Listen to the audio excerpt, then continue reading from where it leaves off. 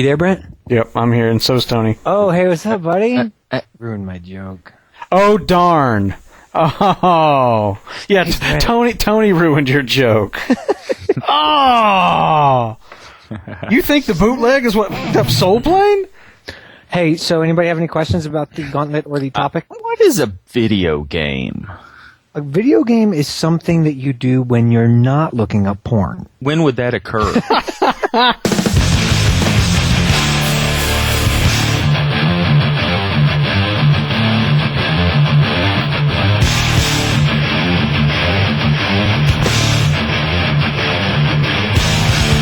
This is Epic Battle Cry Skirmish 97!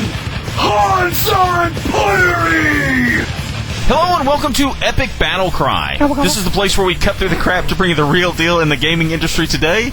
I'm your host, Tony Grice, and that gobble you heard in the back was Daniel Kayser and Brent Adams. Daniel, how you doing this week, man? What's going down, Jive Turkeys? It's Thanksgiving week, and I don't know about you, but I'm ready to take a bite out of the heaping helping of headlines being served up around the gaming industry this past week. So, what do you say we carve into this bitch, boys? Yeah, I hear you're an eager gobbler, but I don't know if that's related to this in any way, but I've heard that about you. And the voice you hear there is Brent Adams. Brent, how you doing this week, man? What's up, my brethren of bifurcation, my pugilists of pain? How art thou? Wait, what did you say? Did you say something about pubic? What? Pugilist. Oh, pugilists. Pugilist. Now, how am I supposed to find that in the Google image search to put a picture of you in Photoshop? If you just type it in, I'm pretty sure. Its popularity as a sport, I imagine it'll be quite easy, actually. Yeah, I think. Far be it for me to assume you to be a man of culture, but never mind. And I would like to thank Eisnick Rock, who is a man of culture, for suggesting that great epic greeting. Keep those coming, and I'll try to remember to include your names in future episodes. Yeah, don't hold your breath. All right, guys. Well, let's go ahead and run through the gauntlet in this Thanksgiving Day edition of Epic Battle Cry. All right, well, so DK, what is your battle cry this week? All right, well, initially I kind of gave enough props to The Witcher 2 in the gauntlet because I think that's awesome that GOG's doing that. So I'm going to not do that as a member battle cry, although I loved what they did. And instead, you do realize they can't read our thing. I do realize they can't read it, but that's okay because I want to just kind of give a half prop to that in the battle cry. But I want to give a full prop. I don't know what that means. It sounds kind of dirty.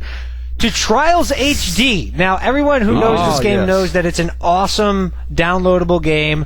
One of the more successful games to come out via digital download. Developer Red Links really has done a great job with this game. But specifically, what I want to give a shout-out to is the community behind this game. Because I love community. I love fans. I love people that get excited about something. So, recently, Red Links, had the contest to invite people to design levels and whatnot. And the fan community really stepped up because they're so passionate about this game. And the winners of this contest are having their content that they created featured in an upcoming downloadable expansion for Trials HD, just some DLC for the game. And it's not so much that that's a revolutionary thing or whatever, but anytime you look up anything on Trials HD or see the fact that they have a dedicated YouTube channel with videos chronicling, everything there is to do about the game, there's a distinct sense of passion about game development and just the fun that Trials HD brings to the table. So my battle cry goes out to all of the people involved in making this thing happen, and I think it's really great when development communities support their end users, and end users in turn look for an opportunity to support their favorite developers. So hell yes. That's my battle cry. That's awesome. I totally agree. Trials HD is fucking awesome too. You are not kidding. It is, and I'd be remiss to not give a special shout out to Peter Hendricks, who contacted me directly to point all that out to me. So thanks, Pete. Keep rocking Trials HD. Maybe I'll see you online, but probably not because I suck. Make sure you charge him next time for that, by the way. Anyway, DK, since you're already on a roll, why don't you just roll right into roll right into the battle. Okay, I will do it. Last week, obviously, on the last episode, I should say, we discussed Modern Warfare, Call of Duty, all things about the franchise and Activision. And Hans chimed in with his thoughts with this to say. My favorite Call of Duty was Modern Warfare, and that's simply because it was the first shooter that nearly had me ducking for cover behind my screen. The bullets flying everywhere and explosions happening all around me were something that I hadn't experienced from any FPS until that day. What the franchise has got to look out for is sticking too much to the same formula as well as diverting from it too much as well. What I mean by that is it should try out other events in history and base a first-person shooter around those. There are plenty of events that haven't seen any or almost no action in gaming like the Mongol invasion of Europe. I haven't really seen any first-person shooters on that yet. Exactly. Which could make for perfect themes for Call of Duty games. I've seen warfare in the modern age. I've seen warfare in the Second World War. It's time for something different. So anyway, Mongol Horde. Hans goes on to say that he thinks that the Call of Duty formula is great, but they shouldn't stick to it so much that it dilutes what the series is all about. That's pretty ironic. I think the series is all about diluting the series. I think. Given our conversation on sequels, that is a pretty interesting viewpoint. Although, and I think it's kind of indicative of what we were talking about. You know, like people want sequels, but they don't want sequels to the point that they become. That's the fine line. Like you want the perfect sequel. You want a sequel that pushes the boundary. That's not.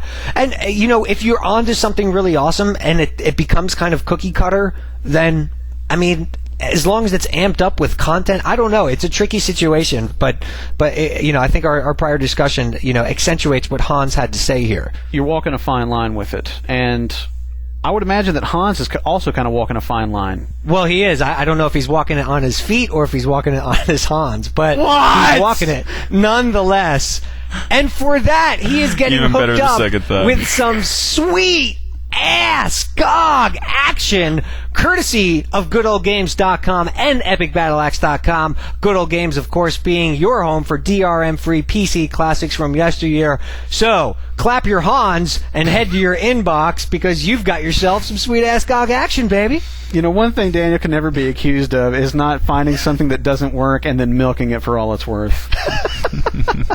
Because I get accused of that a lot. Yeah, and rightly so. Goodness. All right.